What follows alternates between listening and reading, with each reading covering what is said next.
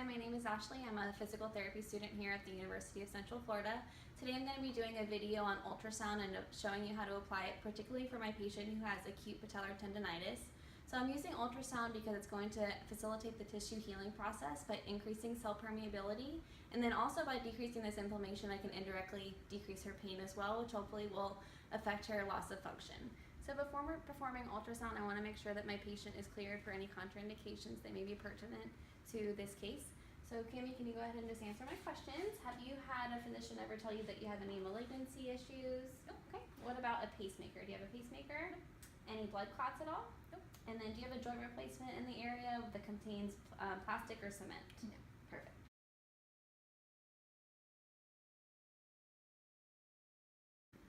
So after clearing her for contraindications, I want to make sure that she has proper sensation before we get started. So just go ahead and tell me now whenever you feel my finger, Cami. Okay. Now. Now. Now. Now. All right, so she has good sensation. The next thing I want to do is make sure that we have everything cleaned off before we get started as well. So I'll go ahead and use the alcohol and clean off the treatment area over her patellar tendon. This might feel a little bit cold. And then I also want to go ahead and apply some alcohol to the sound head itself, just to make sure that there's no bacteria being spread between patient to patient. So the transducer head that you want to use is going to be smaller than the treatment area. Your treatment areas should be no more than 2 to 3 times the size of the transducer head that you decide to use. After we've done that, we can go ahead and set our parameters on the machine. I've decided to use a frequency of 3.3 megahertz because we're going to be targeting a superficial tissue. The duty cycle is 20% because we're using a pulse ultrasound to facilitate tissue healing.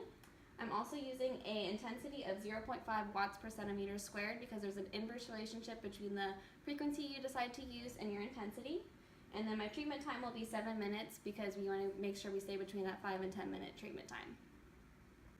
Alright, so to go ahead and get started with treatment, I'm going to be using the sound head gel, and I'm just going to be applying it right on top of the sound head, making sure that the tip does not touch it so that I do not contaminate anything before I put it on the patient. You want to make sure that the sound head is placed on the patient before you press start. So I'll go ahead and press start on the machine. And then we're going to be making sure that we have a dynamic application, so keeping circular movement the entire time and keeping contact with the skin the entire time as well. Let me know if you have any discomfort at all during this, Cami. You shouldn't be feeling anything with this kind of ultrasound, but just make sure that you let me know. Okay.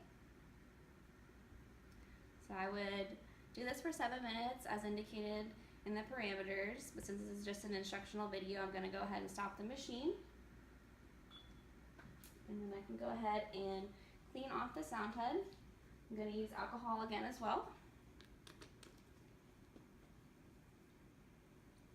And also clean off the treatment area, making sure that she does not have any gel when she gets up to leave. So after treatment, I want to make sure that I'm assessing the outcomes to see if the treatment was indeed effective. So I would hope for a decrease in her inflammation and pain, which will improve her loss of function, and so she can get back to activities that she would like to enjoy.